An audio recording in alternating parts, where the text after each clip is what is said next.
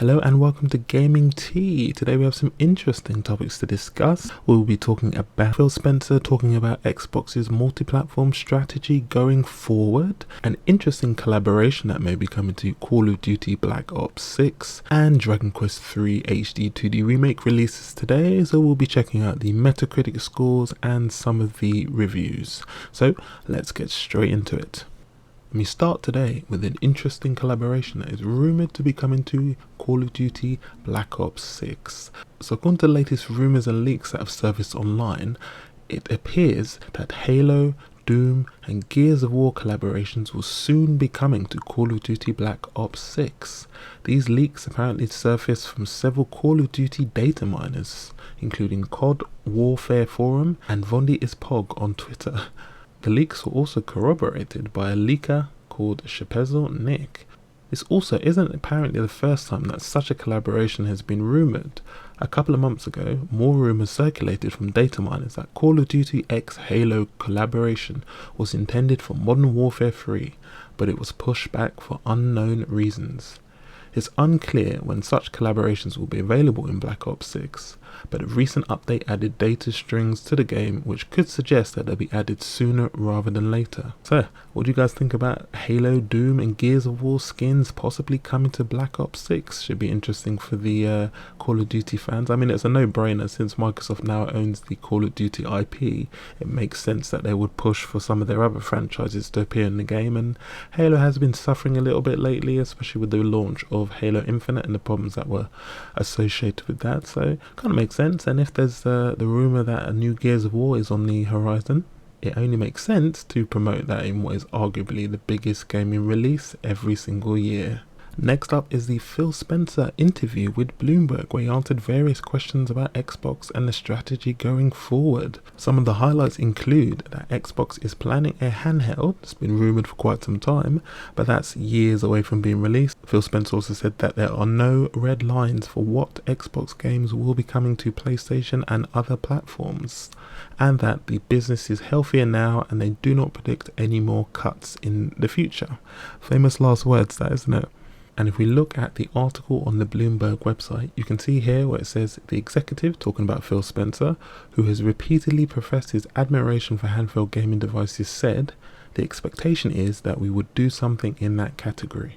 Although the company is working on prototypes and considering what it might do, Spencer also asked his group to look at the market and develop its vision based on what it learns. Such a device is a few years out. Basically, whatever Xbox is doing, they're cooking something in their R&D departments, and it's not going to come out anytime soon. Moving on to the multi-platform strategy going forward, Phil Spencer is quoted as saying, "I think the ball is moving in the right direction. I think this idea of open platforms where users have more choice, creators have more choice, you see the momentum, right?" After releasing the first batch of Xbox games for the PlayStation and Nintendo Switch, Spencer is pleased with the results. "Microsoft will do more of that," he said.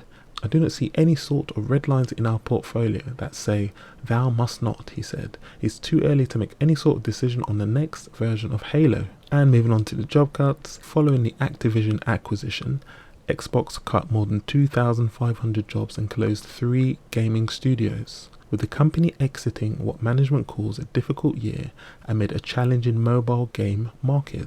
Spencer feels good about 2025. "The Xbox business has never been more healthy," he said, citing growth in cloud and PC gaming as well as console usage. "The business is performing right now, and I think that means a more healthy future for hardware and the games we build." So, from Xbox's perspective, their attitude is, we'll be releasing more of our games on as many platforms as possible.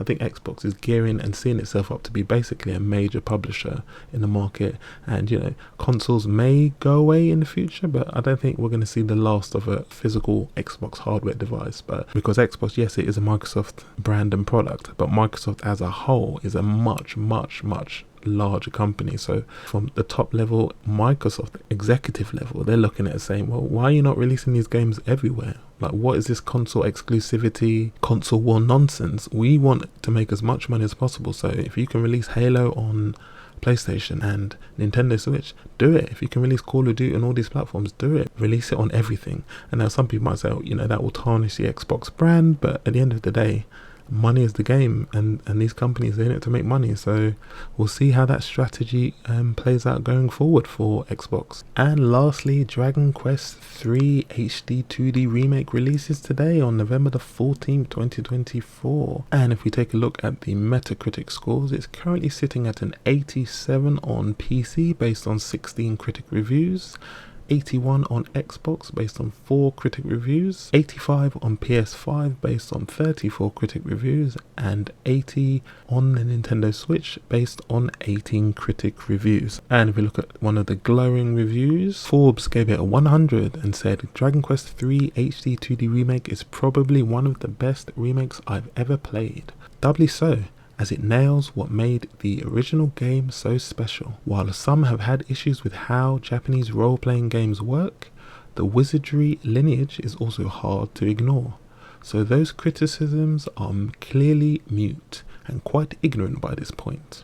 Looking at some of the less favourable reviews, 4players.de gave it a 65 and said, graphically polished and therefore visually attractive gem for genre and series fans. However, a lack of depth in the story and characters quickly leads to monotony. So I mean, I think for, you know, the remake and for what it is, you know, it's a fairly good score. I'll be picking this up at some point and trying to slot it in when I can get to play it. But yeah, I'm looking forward to playing this. I think it looks great. I love the HD 2D style, and I think that, you know, these are some of the better RPGs from Square. But yeah, you know, if you're not used to how they used to play back in the day, very grindy, you know, sort of play style, then this may not be for you, because it's not going to have any of the quality of life sort of things you would expect in, say, a modern RPG. So that's something for people to look out for. But yeah, if you're a Dragon Quest fan, this is going to be a must-have pickup. So yeah, that's Dragon Quest III HD 2D Remake, off to a fairly good start.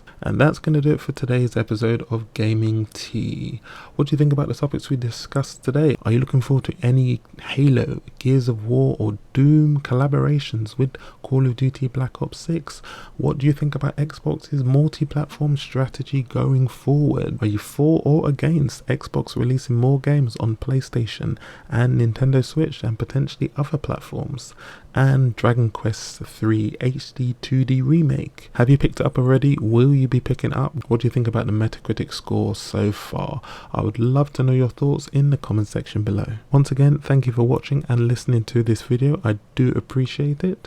If you liked it, please smash that like button, subscribe if you are somebody new, and I will see you guys on the next one. Cheers.